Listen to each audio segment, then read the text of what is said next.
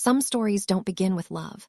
Some begin with absence, an empty chair at a dinner table, a door quietly closed in your face, a room where your name is spoken only in disappointment. I learned early that silence can be louder than screaming, that indifference can bruise deeper than any strike, and that the people who bring you into the world can be the first ones who teach you how small you are. But the truth is, I spent years trying to earn a love that was already dead. My parents didn't need a daughter. They needed a trophy, and the day before my graduation, they made that painfully clear. My name is Ava Mitchell, and this is the story of how my parents gave me disownment papers hours before the world decided it couldn't afford to lose me. It began the night before commencement. I had rehearsed for weeks how I'd tell them. I imagined smiling while I shared the news, that I was graduating with distinction, that my research paper had been shortlisted for national recognition, that the department chair had personally commended my work. I thought maybe, just maybe, the pride I saw in other families could flicker in their eyes for once. But the house felt different when I walked in, colder, heavier, as if the walls themselves knew something I didn't. My father sat rigidly on the couch, hands clasped, gaze fixed on the floor. My mother stood near the dining table, an unreadable calm on her face. Something was off. Before I could speak, my father slid an envelope toward me. "Open it," he said. I didn't even sit. I tore it open right there, expecting maybe a check, maybe a graduation card, maybe anything that looked remotely like affection. Instead, I pulled out a stack of legal pages. It took me a moment to register the words. Legal notice of disownment, effective immediately. Parental rights and financial ties terminated. No further associations or responsibilities recognized. My throat tightened. This is a joke, right? My mother crossed her arms. Ava, we've discussed your choices. You refused to follow the path we set. You refused law school, refused the internships we arranged. You insisted on your little innovation projects like they're going to change anything. My voice cracked. I'm graduating top of my program. My father scoffed softly. A meaningless department award. What about prestige? What about our reputation? Do you know how embarrassing it is to tell people you threw away the opportunities we gave you? I stared at them, unable to breathe for a moment. I worked 2 jobs, I got scholarships, I've paid every fee myself. I've done everything alone. What reputation are you losing because of me? My mother's expression sharpened. You're not who we wanted to raise, you've become mediocre. The word hit me like a slap. My father added, this is a clean break. You want independence. Fine, this is independence in writing. I felt something inside me crack, not loudly, quietly like the soft snap of a twig that still hurts because you were the one holding it. I placed the papers back on the table. My hands were trembling, but my voice was. So you won't come tomorrow. My mother didn't blink. Graduations are for celebrating potential. You've already wasted yours. I left the house without another word. I didn't cry. The tears sat behind my ribs, aching but obedient. I walked to my small apartment, placed the disownment papers on the desk, and stared at them until the ink blurred.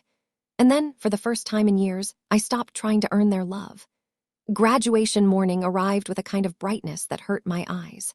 The campus overflowed with families, mothers adjusting their children's gowns, fathers taking 100 photos, little siblings running around with flowers and balloons. I moved through the crowd alone. People smiled at me, unaware of the envelope still folded in my pocket like a wound I wasn't allowed to cover. Inside the auditorium, my friends saved me a seat. They were loud and excited, hugging their parents, laughing. When they congratulated me, I forced a smile. Pretending was easier than explaining. My name was printed in the program next to academic distinction. I traced the letters with my thumb. The honor meant everything to me, but suddenly nothing without someone to share it with. The ceremony began. Speeches echoed, applause thundered, cameras flashed. I clapped for my classmates, but my heart wasn't present. Then came the awards. As we honor our top students, the dean announced, we have a special guest with us today, someone who wishes to personally recognize one particular graduate. People murmured. Who could it be? When my name was called for the honors medal, I walked onto the stage alone, swallowing the lump in my throat. The dean whispered something I didn't understand. Then the auditorium doors opened. A man in a tailored charcoal suit walked in with 2 security escorts, impressive, powerful, impossible to ignore. The kind of presence that makes an entire room lean forward. Whispers spread. Is that? No way. It can't be. But it was. Adrian Blake, CEO of Blake Industries. A billionaire, an innovator, a legend in the tech world. I stood frozen as he walked up the steps and stood beside me.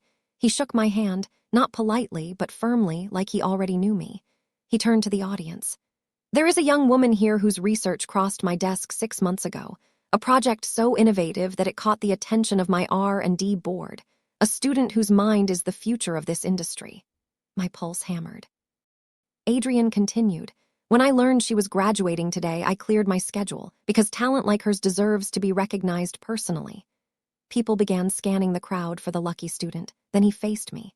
Ava Mitchell, he said, your work is extraordinary, and I am here to offer you publicly the prestigious Blake Innovators Fellowship and a position in our Advanced Research Division. The room erupted. Cheers, gasps, applause that shook the walls. My vision blurred. For a moment, I forgot how to breathe. And then, from the corner of my eye, I saw them. My parents standing at the back of the auditorium, frozen, pale, disbelief carved across their faces like cracks in cold stone. They hadn't come for me. They came because the world came for me. Adrian placed a hand on my shoulder. You deserve to be seen, Ava. Don't let anyone make you feel small. I exhaled, and something inside me, something broken, began to stitch itself together. The applause grew louder. My parents didn't move, couldn't move, because in that moment, they understood the gravity of what they had done. They disowned the very daughter the world had been waiting for, and that was only the beginning of my revenge. They say applause fades after a few minutes, but the silence that follows, that's what lingers forever. When the ceremony ended, people swarmed me, professors, students, parents I had never met, all offering congratulations, business cards, invitations. The world suddenly felt larger, louder, lighter, but behind the noise, I could still feel two burning stares drilling into my back, my parents. For a moment, I wondered if I should walk toward them, if some part of me still wanted closure or explanation or anything resembling family. But then I remembered the papers in my pocket, the signature, the statement, "You're not who we wanted," so I turned away. Adrian Blake walked beside me as we exited the hall, surrounded by his security team. He was talking something about scheduling, about relocation, about opportunities, but my mind was floating, still trying to process what had happened. Outside, the sun was bright, too bright. "Breathe," Adrian said quietly. "This is a big day." I managed a smile. "That was unexpected." He laughed softly. "Ava, when someone has a gift like yours, the world notices, even if your family doesn't." The words hit deeper than he knew. Before I could respond, I heard it. "Ava," my mother's voice. I froze, not out of fear, but out of the strange heaviness of old habits. I turned slowly. My parents were standing a few feet away, still visibly shaken from the revelation inside the auditorium. My mother forced a smile that didn't reach her eyes. My father tried to appear composed, but his jaw kept tightening. My mother stepped forward. "Honey, Mrs. Mitchell," Adrian cut in smoothly. "I assume you're here to congratulate your daughter." My mother blinked, startled. "Of course, we're extremely proud." Proud, the word tasted like rust. My father nodded stiffly. "Yes. We always knew she had potential." The lie burned through the air. I stared at them, the anger rising not sharply but slowly, like a fire that had been smoldering for years and finally found oxygen. "For years," I said quietly. "You always knew." My mother opened her mouth, but no words came out. "For years you ignored everything I achieved. You told me my work was useless. You disowned me yesterday." My father took a step closer. "Ava, we acted impulsively. We thought distancing you would push you to be someone else." I finished. He flinched. Adrian glanced between us, reading the situation instantly. "We can give you a moment," he said gently. I shook my head. "No, this won't take long." My parents stiffened. "Let me make something clear," I said. "Everything I achieved, I did alone. The scholarships, the research, the internships, the hours I spent working nights, none of that came from you." "Ava, please," my mother whispered. "You're misunderstanding." "Am I?" I pulled the disownment papers from my gown pocket and held them up. "This looks pretty clear." Her face drained of color. People nearby had started to notice the exchange, not eavesdropping but curious, glancing over occasionally. My father swallowed. "We shouldn't talk about this here." I folded the papers and tucked them back slowly. "I don't want to talk about it anywhere." My mother's voice broke. "We only wanted what was best for you." "No," I said. "You wanted what made you look successful. You wanted a daughter you could display, not one who chose her own path." My father tried one more time. "Ava, let's go home and discuss." "No," the word came out calmly but firmly. "I don't have a home with you." My mother's lips trembled. You're being dramatic." I exhaled slowly, meeting her eyes. "You disowned me legally, emotionally, entirely, and now you're only here because the world noticed me, not because you did." Their silence confirmed everything. I took a step back, then another. Adrian approached gently. "Ava, we should go. The press is waiting." I nodded and walked away without looking back. My parents didn't follow. They couldn't, because the moment had already sealed itself into memory, a moment where they realized they hadn't lost a daughter, they had thrown her away. That evening, Blake Industries held a private reception for fellowship inductees. It was surreal. Executives, innovators, scientists, all treating me like I belonged among them. For the first time in my life, I wasn't shrinking to make room for others. I was allowed to take up space. After the event, Adrian asked if I wanted a ride home. I accepted. On the drive, he glanced at me occasionally. "You handled them well." I didn't feel anything, I said. "Not anger, not sadness, nothing." "That's called closure," he replied, but he was wrong. Closure isn't empty. Closure is finally realizing you don't need the apology you deserved. When we reached my apartment, he handed me a sealed envelope. "What's this?" "Your fellowship contract," he said, "but also something else. We've been reviewing your senior research proposal. I'll explain inside." I opened the envelope. The first page was the contract. The second was a letter of intention. Blake Industries wanted to develop my project into a full-scale product, not just research, a launch. Why me? I asked softly. "Because you see things differently," Adrian replied. "You solve problems no one else sees, and because you didn't wait for permission to be exceptional."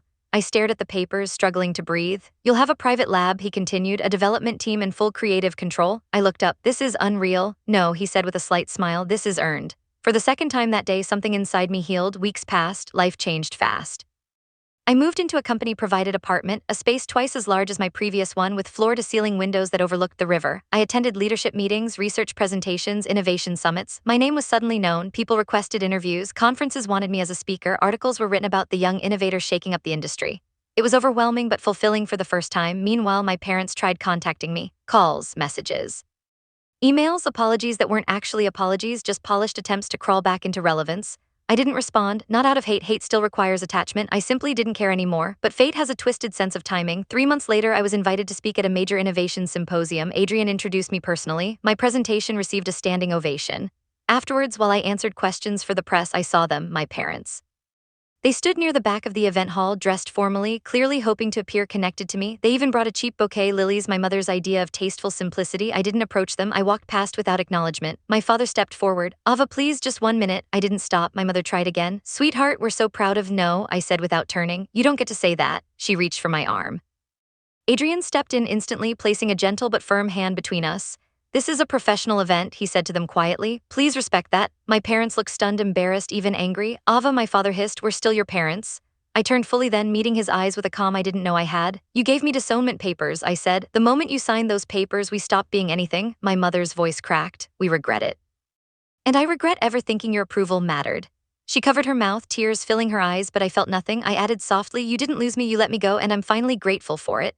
My parents stood frozen, humiliated, while cameras flashed around them. I walked away, and this time Adrian didn't need to guide me. I was already free. Months later, my project launched publicly. It went viral, investors poured in, competitors scrambled. Blake Industries' valuation soared, and my name became synonymous with innovation in every major tech publication.